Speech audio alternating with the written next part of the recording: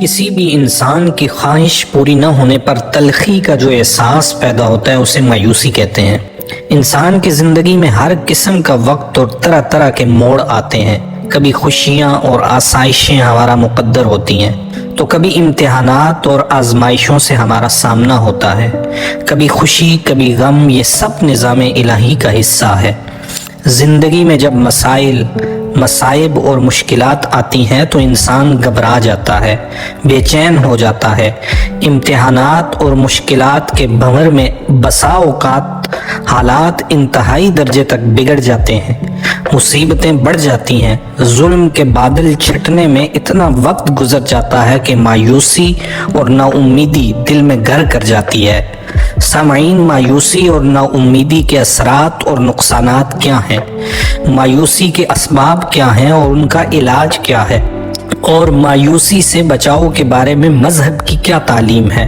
یہ سب جاننے کے لیے اور اگر آپ ہمیشہ کے لیے مایوسی سے چھٹکارا پانا چاہتے ہیں تو یہ ویڈیو ضرور دیکھیں اور مکمل دیکھیں، اور ساتھ اس ویڈیو کو لائک اور شیئر کر دیں اور اس چینل کو سبسکرائب بھی کر دیں۔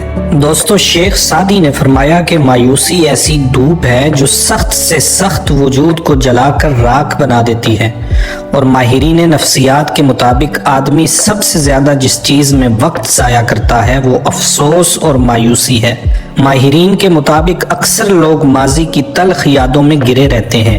وہ یہ سوچ کر کڑتے رہتے ہیں کہ اگر میں نے ایسا کیا ہوتا تو ناکام نہ ہوتا، اور اگر میں نے یہ تدبیر کی ہوتی تو نقصان سے بچ جاتا۔ اور انسان کے مسلسل ناکام ہونے کی وجہ یہی ہے کہ وہ ایک غلطی کر کے دوسری غلطی کا ارتکاب کرتا ہے۔ ایک ناکامی کے بعد اس کا ازالہ کرنے کی بجائے رنج اور ملال میں وقت ضائع کرتا ہے۔ پریشانی سے نکلنے کے امکانات کو تلاش کرنے کی بجائے وہ چیخو پکار کر کے اپنے پریشانی کو مزید بڑھاتا رہتا ہے۔ ہر شخص کی مایوسی کے پیچھے کوئی نہ کوئی وجہ ضرور ہوتی ہے۔ اس وجہ کو جان کر اس سے نجات کی راہ اختیار کر کے ہی انسان مطمئن زندگی گزار سکتا ہے۔ عام طور پر مایوسی کی 5 بڑی وجوہات ہیں۔ نمبر 1، ناممکن خواہشات رکھنا۔ مایوسی کی ایک بہت بڑی وجہ ایسی خواہشات ہیں جن کا پورا ہونا ناممکن ہوتا ہے۔ چاند تارے توڑنے کی خواہشیں کبھی پوری نہیں ہو سکتی۔ اپنی خواہشات اور آرزوؤں کا حقیقت پسندانہ تجزیہ کریں کہ وہ ممکن بھی ہیں کہ نہیں۔ جس شخص کی خواہشات جتنی غیر حقیقت پسندانہ ہوں گی وہ اتنا ہی مایوس ہوگا۔ اس لیے ایسی خواہشات سے نجات حاصل کریں تو مایوسی ختم ہو جائے گی۔ نمبر 2، شدت خواہشات۔ کسی خواہش کا بہت زیادہ شدید ہونا بھی مایوسی کا سبب بنتا ہے، کیونکہ خواہش جتنی شدید ہوتی ہے اس کی تسکین سے خوشی بھی اتنی زیادہ ہوتی ہے، لیکن اگر خواہش پوری نہ ہو تو مایوسی بھی اتنی شدید ہوتی ہے۔ اس لیے اپنی خواہشات کو قابو میں رکھیں۔ کوئی بھی معاملہ ہو، کامیابی اور ناکامی دونوں پہلوؤں کو مد نظر رکھ کر ہر امکان کا سامنا کرنے کو تیار رہیں۔ جب ناکامی بھی ذہن میں ہوگی تو خواہش کی شدت میں نمایاں کمی ہوگی اور مایوسی میں بھی کمی ہوگی۔ تیسرے نمبر پر مایوسی کی ایک بہت بڑی وجہ لوگوں سے بے جا توقعات وابستہ کرنا ہے۔ اکثر لوگ اپنے عزیزوں، دوستوں اور رشتہ داروں سے بڑی بڑی توقعات وابستہ کرتے ہوئے اس حقیقت کو فراموش کر بیٹھتے ہیں کہ ہر شخص کے حالات ایسے نہیں ہوتے کہ وہ ان کی مدد کر سکے۔ اس لیے ضروری ہے کہ ہم دوسرے سے بالکل بھی کوئی توقع اور امید نہ رکھیں اور اپنے زور بازو پر بھروسہ کرنے کی کوشش کریں تو آپ کو مایوسی نہیں ہوگی۔ اور چوتھے نمبر پر مایوس لوگوں کی صحبت۔ مایوسی کی ایک وجہ ناکام اور پریشان لوگوں کی صحبت میں بیٹھے رہنا ہے۔ بعض لوگ اس قدر منفی ذہنیت کے مالک ہوتے ہیں کہ زندگی کی چند ناکامیوں کو پوری زندگی کا روگ بنا لیتے ہیں۔ وہ ہر جگہ اور ہر بندے سے مایوسی کی بات کرتے ہیں۔ وہ کسی کو خوش دیکھ نہیں سکتے بلکہ اسے بھی اداس کرنے کی کوشش کرتے ہیں۔ اس لیے اگر آپ مایوسی سے نجات حاصل کرنا چاہتے ہو تو لازم ہے کہ ایسے لوگوں لوگوں کی صحبت سے نجات پائیں اور مثبت لوگوں کی صحبت اختیار کریں۔ نمبر 5، منفی ذہنیت۔ مایوسی کی ایک وجہ منفی ذہنیت بھی ہے۔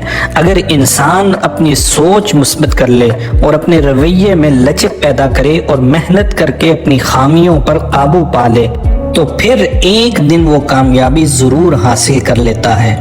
اس لیے خود کو غلطیوں سے مبرہ مت سمجھیں، اپنے آپ کو انسان ہونے کا پورا مارجن دیں۔ انسان خوبیوں اور خامیوں کا مجموعہ ہے۔ کامیاب وہ ہے کہ جو اپنی خامیوں پر قابو پا لیتا ہے۔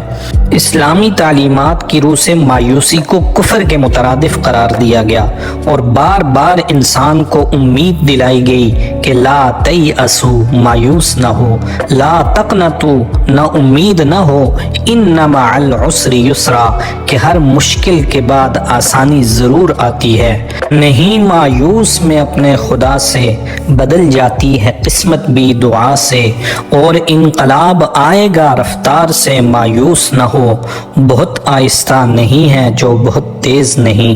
ہمارا مذہب ہمیں تعلیم دیتا ہے کہ حالات کتنے ہی خراب ہو جائیں، تمام ظاہری اسباب بھی ختم ہو جائیں، پھر بھی اللہ کی رحمت سے مایوس نہ ہوں۔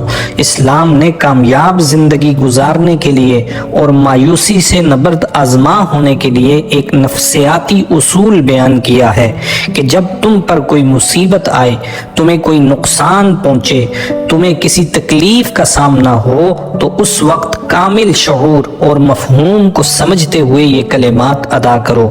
وَبَشِّرِ الصَّابِرِينَ الَّذِينَ إِذَا أَصَابَتْهُم مُّصِيبَةٌ قَالُوا إِنَّا لِلَّهِ وَإِنَّا إِلَيْهِ راجعون۔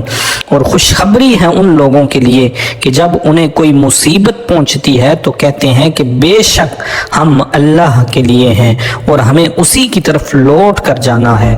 یعنی مشکل پڑنے پر واویلا مچانا مایوسی کے اندھیروں میں دھکیل دیتا ہے، اور صبر کرنا، مالک کی رضا میں راضی رہنا، مشکل کو آزمائش سمجھ کر اللہ کی مدد طلب کرنا انسان کو مایوس نہیں ہونے دیتا۔ مومن مشکل پر واویلا مچا کر اللہ کی رحمت سے مایوس ہو کر ہاتھ پر ہاتھ رکھ کر بیٹھ جانے والا نہیں ہوتا، وہ ہر حال میں شکر ادا کرنے والا ہوتا ہے۔ اور جدید سائنس نے اس حقیقت کو تسلیم کیا ہے کہ انسانی دماغ کے خلیوں پر شکر گزاری کے نہایت مثبت اثرات مرتب ہوتے ہیں۔ شکر گزاری کے جذبات خوشی کے ہارمونز کے اخراج کا باعث بنتے ہیں۔ اس لیے میرے بھائی بہنوں، جو نہیں ملا اس کا حساب رکھ کر مایوس ہونے کی بجائے ان نعمتوں کا شمار کریں کہ جو بن مانگے آپ کو عطا ہوئی ہیں۔ خود کو شکر گزاری اور اللہ تعالیٰ پر بھروسہ کرنا سکھائیں۔ یہی دو چیزیں ہیں جو آپ کو مایوسی سے نجات دلا سکتی ہیں۔